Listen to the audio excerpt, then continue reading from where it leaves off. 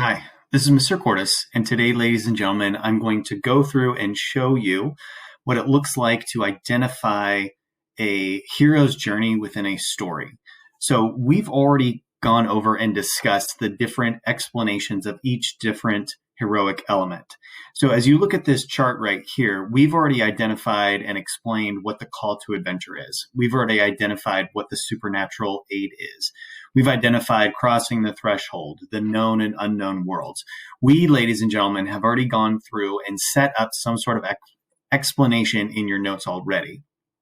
So today will, one, be partly review of what each of these different heroic elements are, but also this will be a chance for you to see in action story examples. Okay. I want to select a story that you're probably familiar with. I don't want to pick something that's obscure that you've never been exposed to or heard of. Otherwise, it would not make sense. I thought today I'd use The Lion King, pretty simple story that we are all familiar with, whether you've seen the cartoon or the live action. If you have not seen that movie, will you please take a moment, pause, go over to YouTube, and look for a movie trailer or like a summary of The Lion King, something that will kind of familiarize yourself with the characters and what goes on. We are going to track Simba through the Lion King story, going through each of the different elements. So as you see this, imagine for a second that you are going through here. Now, when you get to your own activity, you will select a story of your choice. Okay. You're going to pick something that's familiar to you. Coming up, you will be doing a massive project on this where you incorporate the explanation, the story, you give details, you offer examples. So today we're kind of just practicing what it looks like, just like we practiced before as I gave examples of Finding Nemo. Now I'm going to give some examples from The Lion King. You'll have a chance today. I want you to practice with a story that you are somewhat familiar with. And then as we move into your other assignments, you'll find a story that you'll kind of claim as your own. Okay. So if we look at The Lion King, our call to adventure for Simba, remember, we are tracking Simba at this moment in time. His call to adventure is right from the beginning when he's identified as king. He has kind of been given this position simply because of his birth. If we were to look at the transformation elements, we would identify that he is of royal blood because his father is Mufasa, and he who is currently king. And then you've got the idea of his foster parents, who we'll talk about later. But regardless, you look at Simba and you kind of look at right from the beginning of that story, he's actually kind of pushed into his adventure because he has no option, right? Rafiki holds him up, and lo and behold, he therefore is the proclaimed future king. So Simba's call to adventure, he is the future king. Okay. I'm going to put down opening ceremony. And he's identified by Rafiki, kind of by the guide. His call to adventure is that one day he will be king. Okay. Now, Simba does not necessarily have any supernatural aid. He's not he doesn't have any magical powers. He doesn't have any special abilities. He does, however, have his intellect. He has his pride. He has his kind of the embodiment of knowing that something's happening, almost like a sense of confidence and responsibility. Okay. To take the Spider-Man quote, with great power comes great responsibility. And he begins to learn that. So for Simba, we can obviously take pride in his future role, right? Which is then at some point kind of wavers, right? We can also work with his decision process and his intellect. Okay. Those key items, we could say that he's very strong, but we don't see that until the end. Even as a child, he does kind of make some silly decisions, some not so smart decisions, like right when he goes off to the elephant graveyard. But for the most part, he is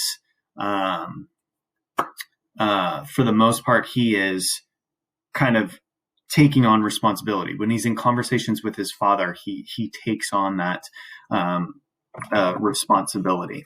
Okay.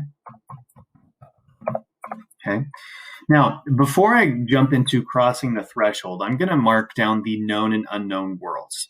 Okay. Simba comes from Pride Rock, or the Pride Lands, right? That's his territory. That's what he's known for. And actually, let me pause. This is his known world. Holy cow, come on. There we go, getting warmed up. His unknown world is when he gets pushed out.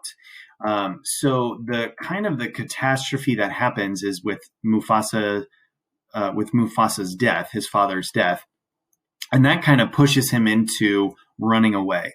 So prior to this, he's in the Pride Lands. He's like, oh, I'm going to be king. He sings a song about it. Here, the crossing the threshold comes with that tragic disaster. So just like he was pushed into this position, okay,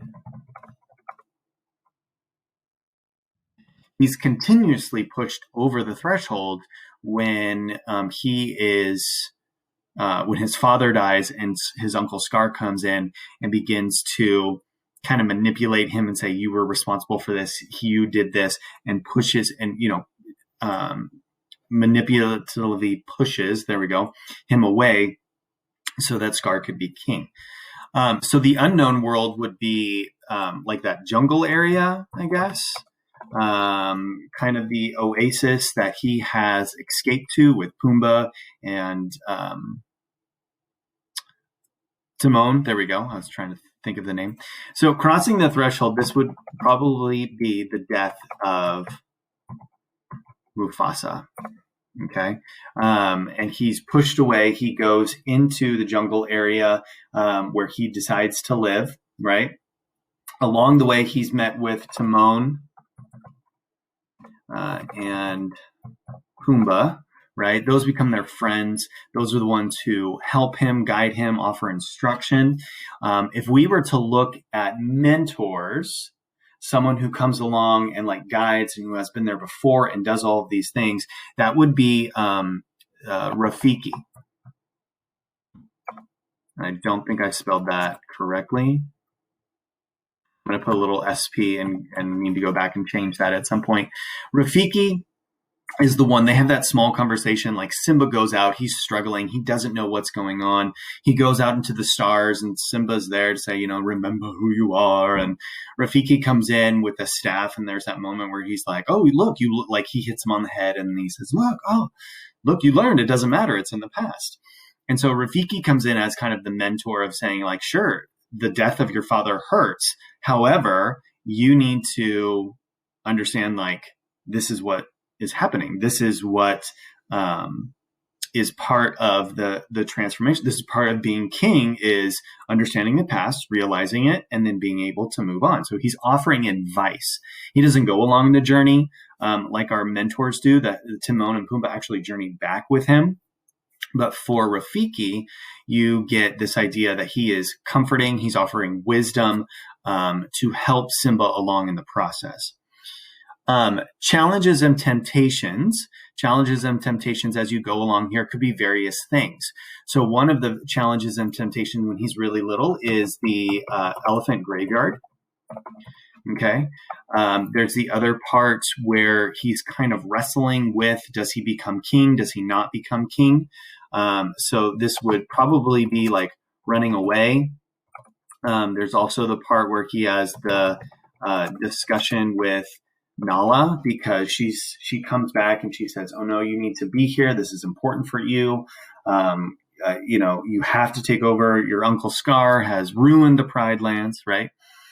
And going back is part of him getting to that point where he has to prove himself. So that death and rebirth, those moments where he's struggling to figure out what is what, this is the battle with Uncle Scar, right?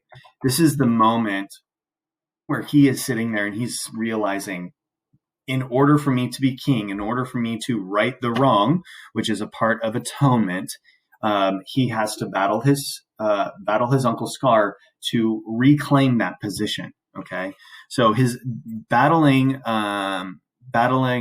Uncle Scar, reclaiming the throne.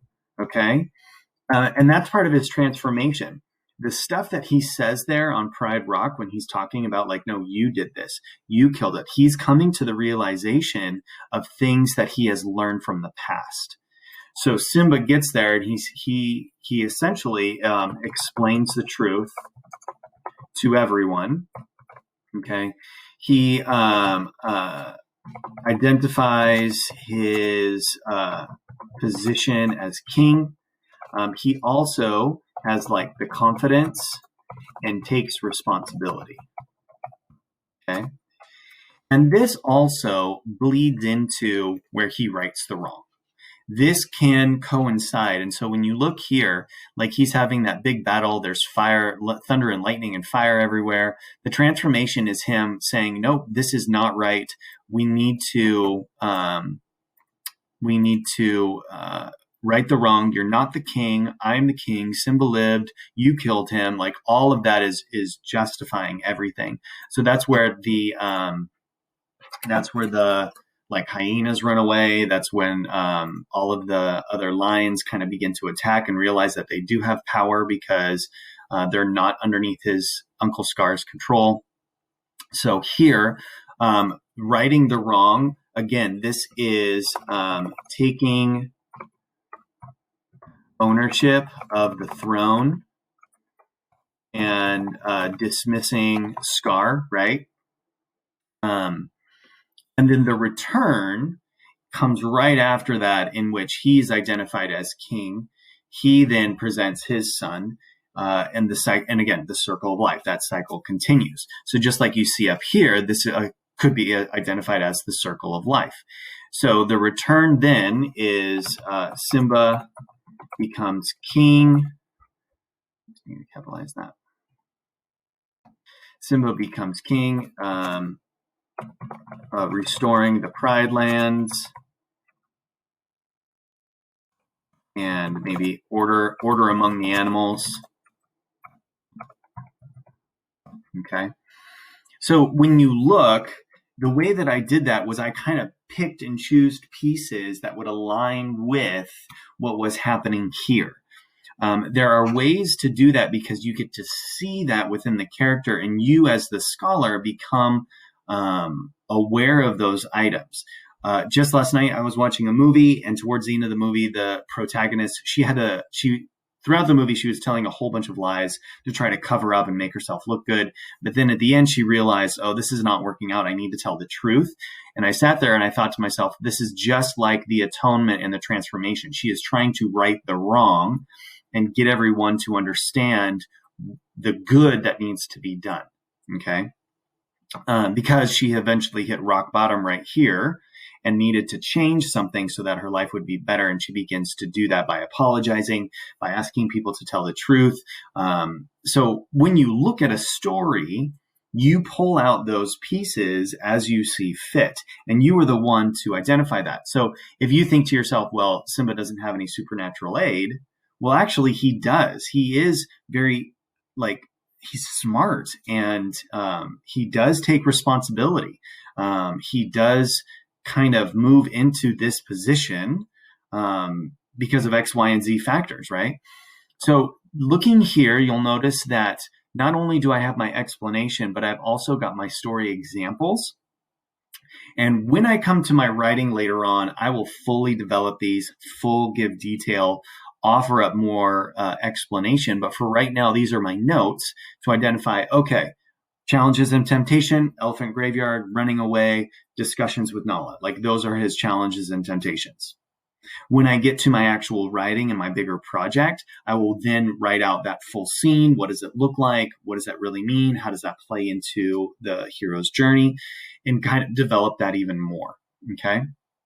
So take some time, take a moment to kind of think of your story. Remember, this is a practice.